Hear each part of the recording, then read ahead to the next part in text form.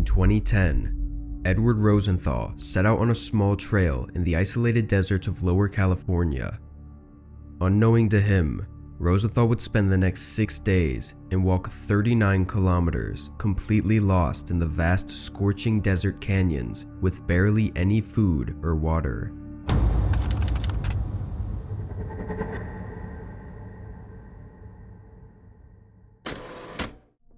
Edward Rosenthal was a real estate broker, poet, and experienced hiker at the age of 64. He even kept a personal journal with records of his hikes throughout his life. In 2010, Rosenthal contributed to a large real estate sale in downtown Los Angeles, and in celebration of this huge accomplishment, he decided to take a trip down to California's Joshua Tree National Park to spend a few days camping and hiking the trails. Rosenthal stayed in a nearby hotel, and on Friday morning, he drove down to the Black Rock campgrounds, where he would talk to a few campers that stayed there as well, and then set out on a short day trail along the canyons. He brought along a rimmed hiking hat, 3 liters of water, a couple of snacks, a small blanket, a whistle, and some flares. Considering the small trail he was going on, Rosenthal was actually very well prepared. He made it to the far end of the trail in just a few hours, then began making his way back down the same trail. One thing to note is that these desert landscapes are often extremely bare, sometimes looking almost identical in all directions. Without being extremely careful, it can be very easy to think you are on the right path, but actually be on a completely different one. Rosenthal stayed on the right trail for some time, but after he hadn't recognized a few areas, he eventually realized he had lost the trail. He wasn't confident he could track his way back to the trail, given the unknown landscape, and feared becoming more lost. With few options, Rosenthal took a turn in the direction he thought would intersect with the main trail. Unfortunately, this only turned him further from safety. He hiked for nearly a day and a half, going 2,000 feet down the canyons before he had run through all of his food and water. Rosenthal knew his situation was dire, and he needed to find somewhere to shelter.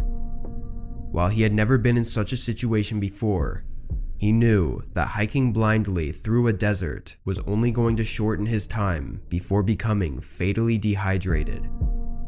He found a small ravine along the canyons that provided a small area of shade. He tried using his flares, but they failed to light. After trying to call out with his whistle for several hours, Rosenthal sat against the ravine walls and waited. He would stay at that same exact spot for 4 more days. By now, Rosenthal had been lost in the desert for a total of 5 full days. He was starved, extremely dehydrated, and losing hope. During the days he had been sitting against the side of the ravine, there were no signs of a rescue in sight. Fearing he may not make it, Rosenthal took off his hat and got his writing pen from his pocket. On the rim of his hat, he wrote messages to his wife and daughter, saying how much he loved them and that he didn't want his funeral to be sad. He wanted them to party and celebrate his life rather than grieve over his death. He finished writing what he believed was his final departing message, then put his hat back on and rested his eyes. What Rosenthal didn't know was that on Saturday afternoon, at the same time that Rosenthal sat against the ravine, the hotel he checked into noticed he had not yet returned. Not long after, a camper staying at the Black Rock campground also noticed his car was still at the trailhead. Authorities were notified, and a search was set out on Sunday, 2 days after Rosenthal had taken the wrong turn.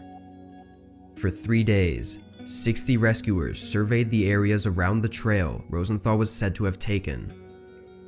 They used helicopters, ground search teams, and search dogs. On the 3rd day, they found a set of tracks they believed were Rosenthal's and followed them down the canyon until they reached the ravine, where they lost the tracks. This was the same ravine that Rosenthal had taken the wrong turn at. And just on the other side, Rosenthal was writing his farewell messages on the rim of his hat. The ground search team notified the air patrol helicopters, and on Thursday morning, Rosenthal was spotted by a helicopter sitting against the ravine wall, waving shiny reflective fabric at the pilot. Rosenthal was rescued after 6 days being lost in the desert. He was treated at a nearby hospital and made a full recovery. Rosenthal's decision to stop walking and wait for rescue very much led to his survival by conserving as much water and energy as possible. Upon returning home safely with his family, Rosenthal wrote one last entry in his hiking journal. It said, "Still here."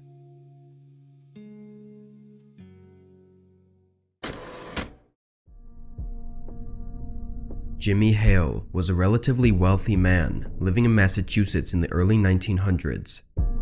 In 1928, he began to grow a fascination for archaeology and fossils. His career had nothing to do with these subjects though, nor did he have any experience in hiking. To solve this, he read several books on bushcraft and archaeology, then traveled to the Ozark Mountains in Arkansas without hesitation. Although vastly underprepared, Mr. Hale thought himself an expert after his brief introduction through just a few books. Once he arrived, he hired a host to give him a temporary home to stay at, along with some guidance in the mountains. This man was Vance Randolph, who was an experienced artifact hunter in the Ozark Territory, which was a common area for prehistoric archaeology. Vance stated that in the days leading up to their expedition, Mr. Hale felt so confident that he would even try to correct Vance on his years of knowledge. Despite everything, they began their trip. They made small camps along their trail where they would stay and try to find artifacts and fossils. After 2 weeks, they had traveled across the Ozark Range, and according to Vance, they were just 3 to 4 miles away from a nearby village.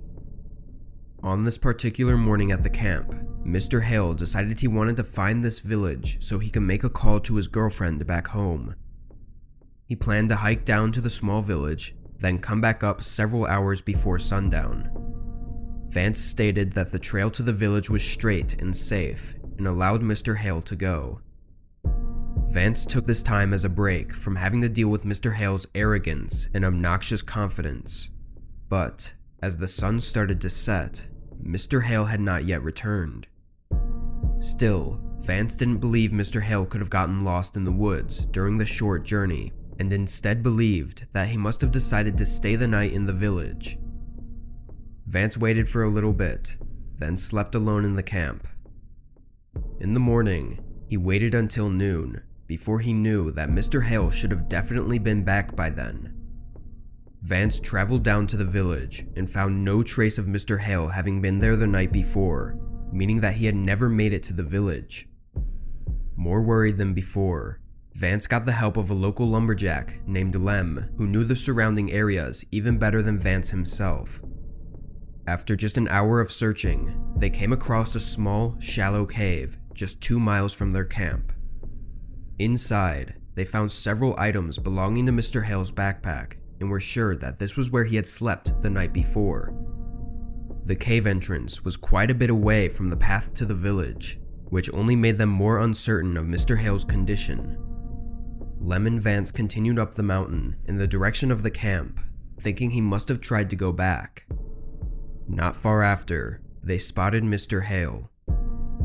As Vance describes it, Mr. Hale was shaking his head and tossing his arms wildly about. When Vance called out to him, he turned his head and stared at him as if he was threatened. He then charged at him, supposedly frothing and spitting with a complete rage in his eyes.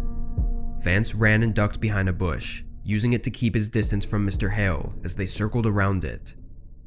After a short chase, Mr. Hale sprinted in the opposite direction, completely off the trail and into the dense woods. Lem and Vance followed his tracks and soon found Mr. Hale lying face down in a snowbank. They approached with caution, but found Mr. Hale to be completely unresponsive. Lem helped Vance carry Mr. Hale's limp body back to the village, where Lem kindly let him stay the night. On the following morning, Mr. Hale finally woke up. When questioned, Mr. Hale seemed confused and stated that he only remembered a few things. He said all he remembered was becoming lost and crossing over his own trail, then suddenly becoming extremely frightened and sprinting off into the woods. That was everything he was able to recall from the previous days. He had no memory of what caused him to be frightened or why he was acting so aggressively. Once Mr. Hale was better, he was sent back home to Massachusetts. Whatever happened to Mr. Hale on his expedition in the Ozark Mountains remains unknown.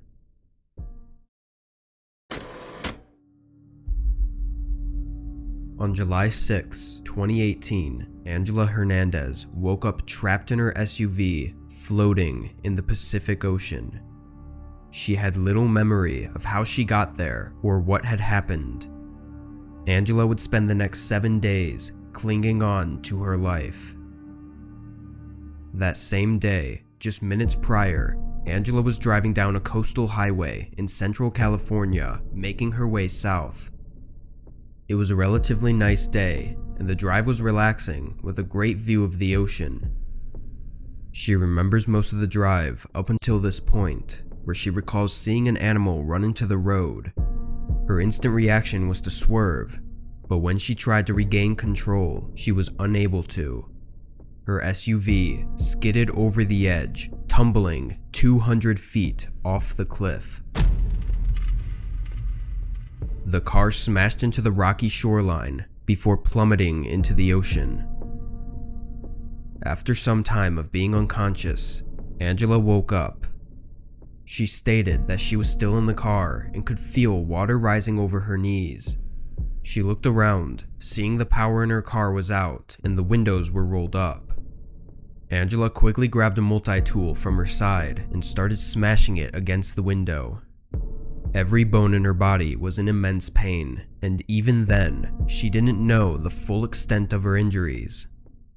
When she finally got the window to break, she hauled her body through the door and swam all the way to the rocky cliffside, where she passed out soon after reaching it. When Angela woke, it was still daylight, and she began to realize the situation she was in. The cliff she fell from was not in a high traffic area, and the rocky beach she was on was completely isolated. There was no way up the steep terrain, and the cliffside seemed to go on as far as she could see. Out in the distance, she saw her SUV washed up against the rocks with its roof torn off.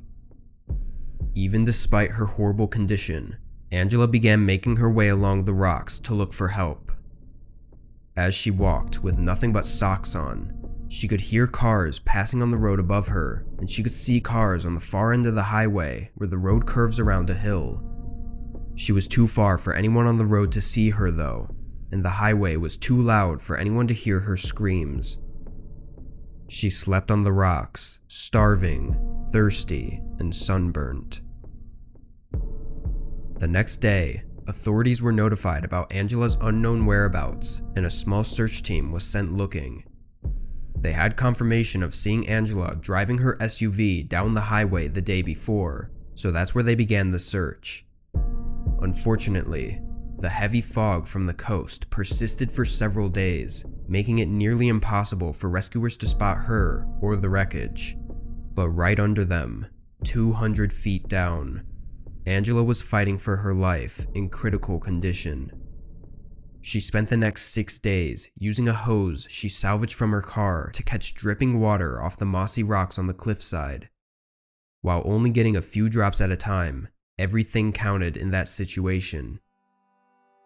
Over these days, she watched helplessly from the rocks as cars passed right by her on the highway. On Friday the 13th, Chad and Chelsea, a married couple, were walking along the beach exploring the areas that nobody ever went to. At some point in the middle of the day, one of the hikers spotted a car bumper floating along the beach. They got closer, where they now saw the wreck site. The SUV was completely crumbled, and they had no idea how long it had been there. They saw no signs of anyone. The hikers were sure that whoever was in the vehicle would not have survived and likely had been swept into the ocean. Chelsea convinced her husband to check the area for bodies, just to be sure, and in his search, he spotted a woman between some rocks, partially in the water. They both ran over to Angela, giving her water and calling for a rescue. First responders showed up quickly and roped down the cliff to treat her injuries before hauling her back up and transporting her to the hospital. By the time she was rescued, Angela was suffering a brain hemorrhage, fractured collarbone and ribs, and a collapsed lung, along with other injuries. Thankfully, Angela was able to make a near full recovery after the incident.